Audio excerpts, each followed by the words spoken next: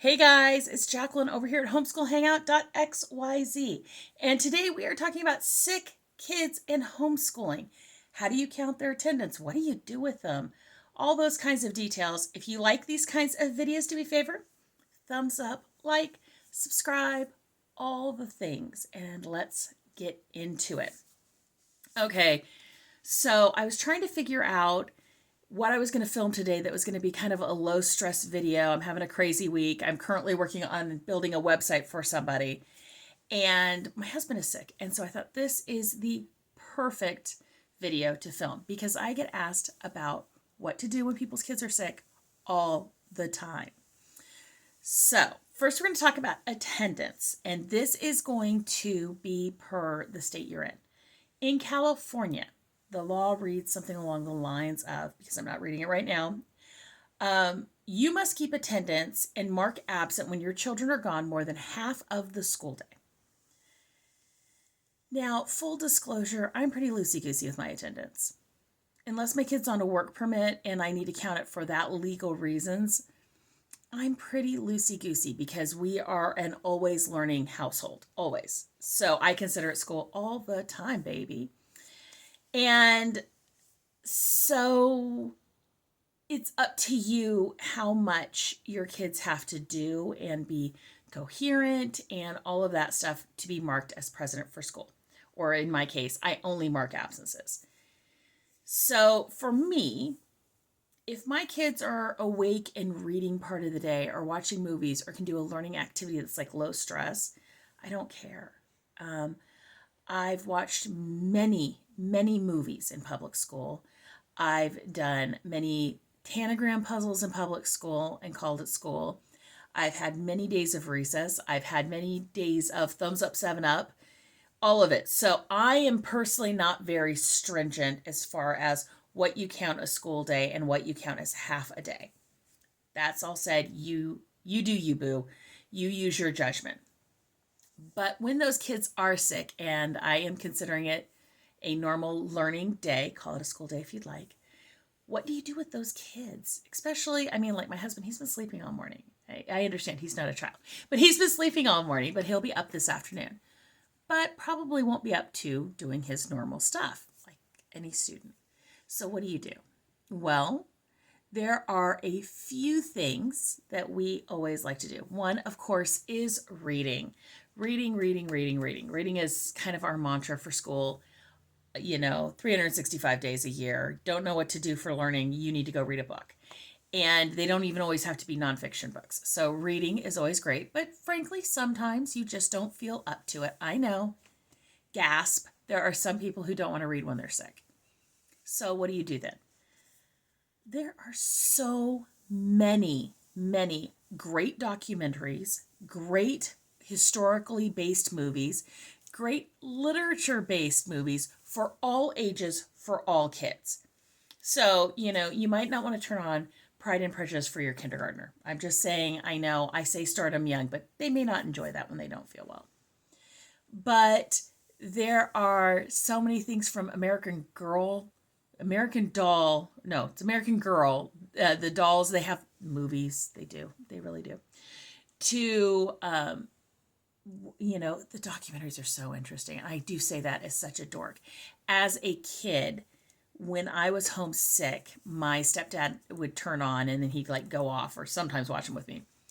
The Ships at War series, and they were actual footage from World War II, Battle of Midway, all that kind of stuff. So interesting, so fun. But even for, younger kids, there are things like Crash Course, science videos. What animals are they studying? Their YouTube is a plethora if you can't get it through a service. I even say, what is the Blue Planet, I think is what it is.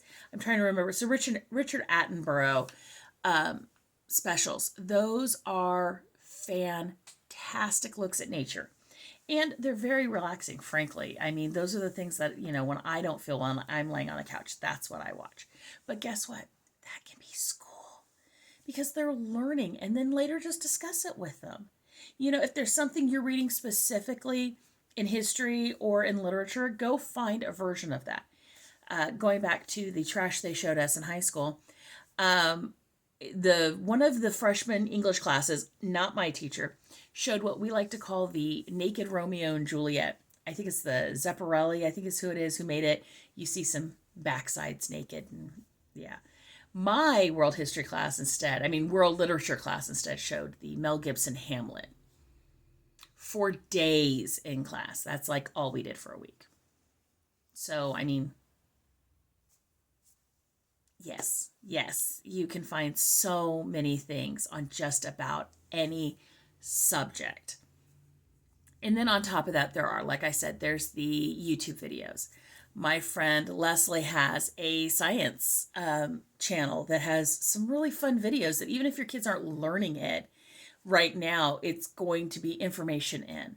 Crash Course is something I always recommend, especially for junior high and up. There's just so much out there. I personally like a Lucy Worsley documentary, and there are tons of them on Amazon Prime about the British royals because, and just British history because why not? It is so interesting and so fun, but you don't need to stress about it. Are they coloring? Do you know how many color sheets I've done in school of like, there are math coloring sheets out there where you add. There are just coloring sheets out there. You're working on fine motor skills. And frankly, even for older children, you're calming your mind and allowing your mind to process thoughts. Puzzles, tanagrams. I have a post over on Nerd Family. I don't think I've moved it over to Homeschool Hangout, but it is like 5 card games you can play to work on math skills. There are so many things you can do, and don't worry about a certain amount of time. We had early release days where we would watch movies and then they'd kick us out, right after lunch. Don't stress about it. Don't stress at all. But I want to be a resource to you. Tell me about your students and what kinds of, fun, sick day kind of activities you're looking for. Maybe I can help. Frankly, Christmas time, make decorations, make gifts, watch the Nutcracker. There's the Bolshoi Ballet out there. The London Royal Opera House is on YouTube. There is the ballet that is the Alice in Wonderland ballet, and it is on YouTube for free. For free. So, and it doesn't matter how much of it they retain. Think about the things you saw in school and exactly how much of it you can answer a quiz on right now. Don't stress about it, but it is also a great way to introduce new things. So, it'll be fun. It'll be fun. Relax. You've got this. Don't stress about it. If your kids are sick, they're sick. One, we're not tied to how many days we have to do. We do typically aim for at least the public school amount. But 2, have you seen some of the drivel they count as school? Don't stress. I hope if you're watching this and you have sick kids or you're not feeling well yourself, you feel better soon. And I will talk to you guys later. Bye.